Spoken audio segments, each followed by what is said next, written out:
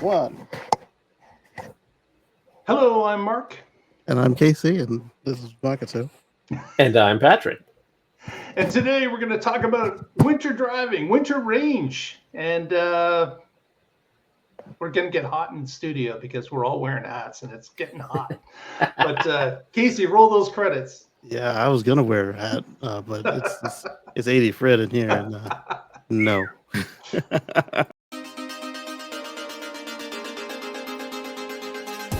You're watching the Tesla Life Express. Hey everyone, thanks for joining us today. And yeah, even though it's hot in the studios, that I wear a hat. It might be a mistake. We'll see. We'll see what happens. But Patrick's got a great little story that he's going to share with us from his CarsWithCords.net blog, and we'll talk a little bit about winter driving, winter range, and some stats that he has pulled with his Model Y over time. Go ahead, Patrick. Alrighty. So I have a Tesla Model Y 2023. We got it in August of 23. And my friend Casey over here gave me a link to Teslafy. And so I used his referral code and got Teslafy, and it collects all kinds of stats for you automatically. And one of those stats is you can tell it what tires you're running. And then it will keep track of your information relative to that tire set. And so, as many people do, I put on a set of winter tires when the weather started turning bad. And so I collected 6,000 miles or almost 7,500 miles worth of summer driving on the stock Continental tires that came with it. And then for the winter tires, I got Michelin X Ice Snow tires, and that's what I was running for the winter. And I have 6,200 miles on those. So that was a large enough data sample set that I wanted to see what the difference was. And so when you're driving in the winter, you have to use the heat more. Obviously, that takes energy. You are running snow tires instead of summer tires. They have better traction, which is what you want, but that also means they might not have as good of low rolling resistance, so that might use a little more. The air is colder and thicker. Yep. Yeah, there's Your lots tires of are less flexible. Yeah. Yes, and if you don't keep the air pressure up with the cold air, you can actually lose pressure. So some people get worse mileage in the winter just because they don't check their tire pressure. And that's another thing that Teslafy does is it gives you a graph of your tire pressure, and I can see where I change tires every time because it was getting a little low, and then the new tires come on, and they're at the so maybe I could do a little better in that myself, and I have the data to show it. And so with all those reasons that we just listed for lower winter range, I've heard people say that their winter range is 30% lower. And so I was like, how much lower is it going to be when I have this actual data here? And so I did the math, plugged it all in, and my range dropped 8.6%. Yeah, it's not terrible. And that is not terrible at all. And it's less than I expected. And to be fair, we around here, and I'm in Oregon in the Portland suburbs, and we only get a few days of snow each year. I do go over the mountain passes occasionally, going up to Mount Hood or over to Bend. You have to go through one of the mountain passes. And so it's not like I didn't have any time in the snow, but most of it was just rain. So and colder, but not, so your mileage may vary. If you're in Michigan, maybe it's not going to be just 9%. Maybe it'll be 15 More. or 20. Yeah. And in fact, one of the comments on here, someone says, they didn't say where, they said, in colder climates, I definitely see a 30% range hit. So if you're driving in the snow and it's cold and windy, that's going to be a factor. You're going to have to run the heat more. The nice thing about modern Tesla vehicles is they have a very high efficiency heat pump. Yeah. And not only that, but they've done Arctic testing, and they have special modes. If the temperature drops below -10°C, which is pretty cold, they have special modes that they kick in because heat pumps have an effective range, and if you get outside of that, they're not very good. So you can do other tricks that give you some resistance heat to get the temp above keep it in its efficiency zone. And Tesla, they have a bunch of smart engineers and octo valves and other things that allow them to get into that mode. They even harvest heat from other parts of the vehicle where they have waste heat. It becomes useful for this kind of stuff. So that was it. That was what I wanted to talk about. Just because the winter season is coming, I just put my winter tires on.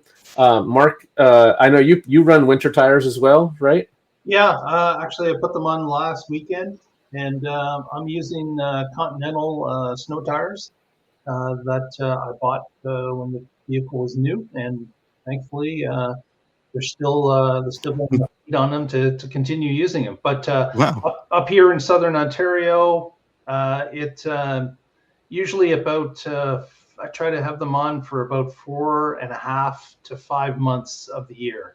So depending on how the weather goes, we're getting sometimes spring breaks a little bit earlier, and you can get away with 4 months and then 8 months with the regular tires. Some other times it's a little bit longer. So that's about my mix. I would definitely get more snow than Patrick would. There'd be a lot more snow here that would stay on the ground, and you have to plow through. I do not have the benefit of having Teslafy to know what the actual number is, but I do know that I chew up more mileage in the winter compared to normal runs that I do in the summer because of the less rolling resistance of winter snows and because of the coldness.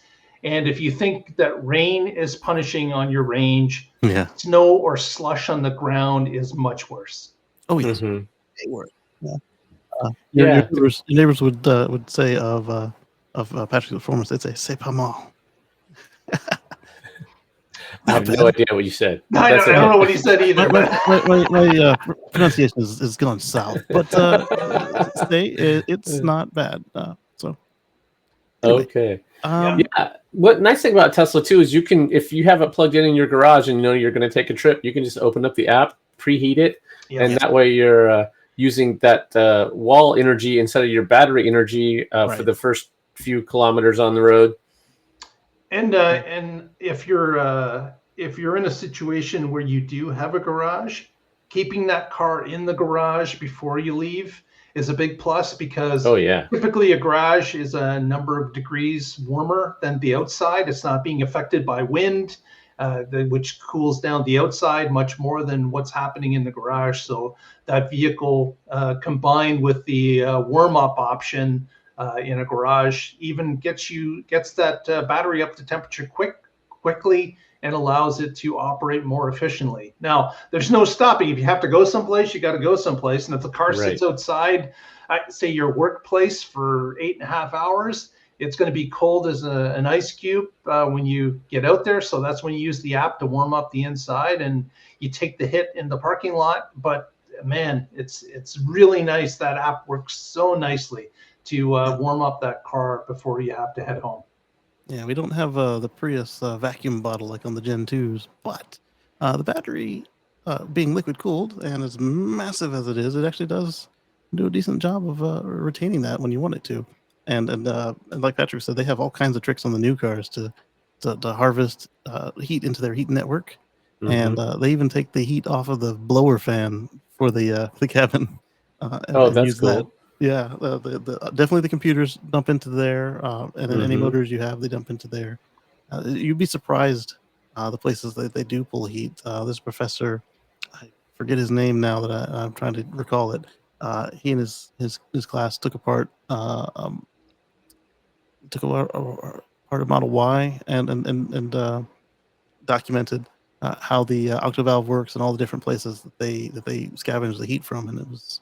And not just what they tell us about how we can adjust reluctance on the motor so they're less efficient, that they make more heat, blah blah blah. But, that was a pretty clever idea. They actually detune the motor when you want to. Normally, you want to run as efficiently as possible and generate as little heat because heat is waste. But here's a case where no, let's detune it a bit intentionally to get this heat to use in other ways. That was pretty clever. Yeah, Yeah. absolutely. And then if you use that as a source for your heat pump, you can then multiply that. And there's probably one other way Mm-hmm. that they can, before they have to turn on the full resistance or the full inefficiencies, is they can just magnify that heat, which is pretty cool.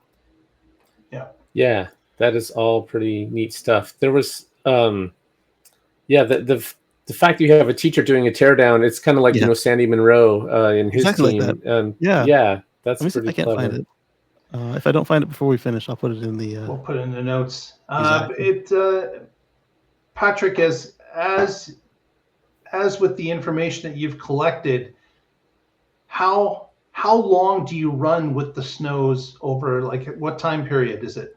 Is it 6? Is it 5? Is it 4 months? Yeah, so I usually put them on in early November, and that's just because we can get snow in December, and as soon as that happens, then all the tire places get booked out for weeks, and I would rather just get ahead of that curve, and so they'd be on there November, December, and I usually take them off in March.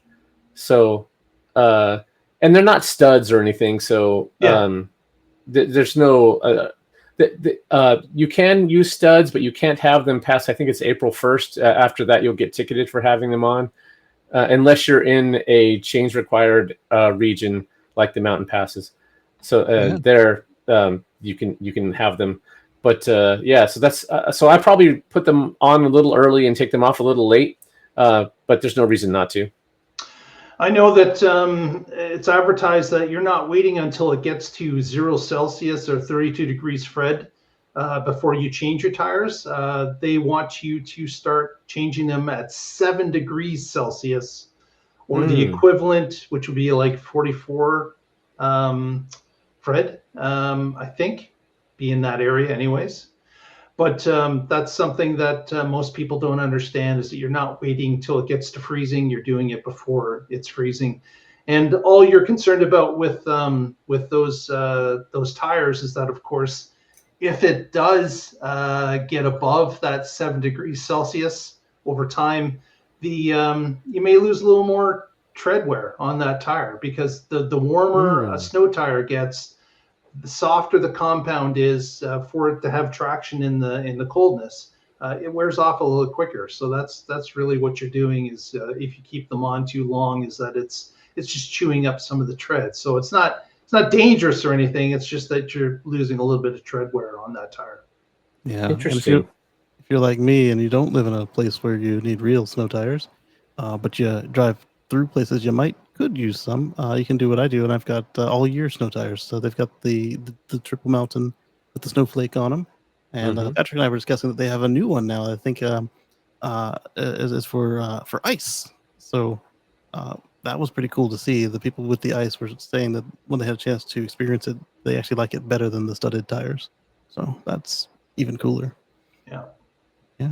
I did find both videos. They're by Professor Kelly over at Weber Auto, and I gave them both to Mark here. So Yeah, they'll be we'll on get those the. loaded up in the notes if you'd like to see Cool. those. And we thank Patrick for his article. If you haven't already, not subscribe, but bookmark his page, which of course is carswithcords.net. And Patrick's writing up a storm lately, so you'll be able to see an article almost every day. So check that out. And if you haven't already, in the comments here, let us know what you think. Do you use snow tires? Yeah. Do you find that they help you, or is there something that in your region is just not used? Let us know. Yeah, and if you collect data on what the winter range impact is, let us know. I'd like to see a sample, and put what part of the world you're in. Yeah, we'll go over mine after this, Patrick. The you can subscribe. You can subscribe. He's publishing RSS. So Okay. That's true. Very good. Well, with that, let's go do some shout outs. Casey, what do you got for us? well, catch us again on Wednesday for the Tesla Life Live. Same time, same place. Absolutely. Very good. Very good. Patrick?